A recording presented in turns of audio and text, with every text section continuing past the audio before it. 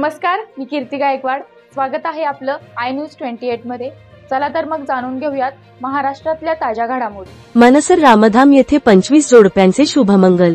नागपूर जिल्ह्यातील मनसर रामधाम येथे आज 18 एप्रिलला चंद्रपाल चौकसे लोकसेवा प्रतिष्ठान रामधाम, मनसर तथा आधार बहुउद्देशीय संस्था, महिला व बालविकास विभाग, सामाजिक न्याय व विशेष सहाय्य विभाग, एकात्मिक आदिवासी विकास प्रकल्प महाराष्ट्र शासन यांचे संयुक्त विद्यमाने आदर्श सर्वधर्मी सामूहिक विवाह सोहळा थाटात पार पडली।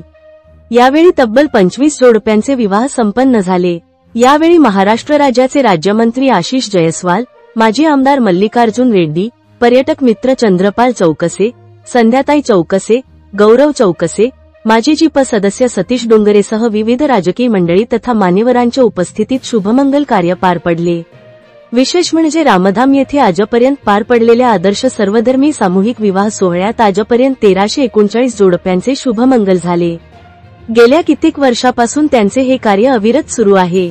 चंद्रपाल चौकसे म्हणाले की आईच्या सांगण्यानुसार आपल्या उत्पन्नाचा 10% वाटा ते सामाजिक कार्यावर खर्च करीत असतात व करीत राहतील।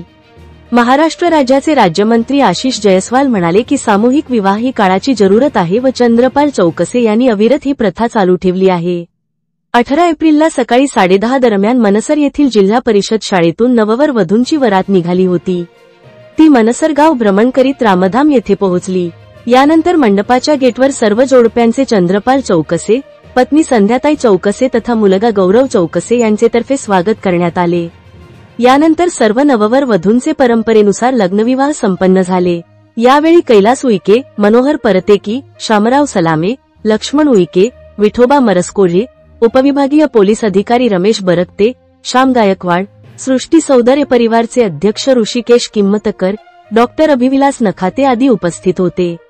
संचालन अनिल वाघमारे यांनी केले। नागपूर ग्रामीण रिपोर्टर इशिका धार्मिकची रिपोर्ट।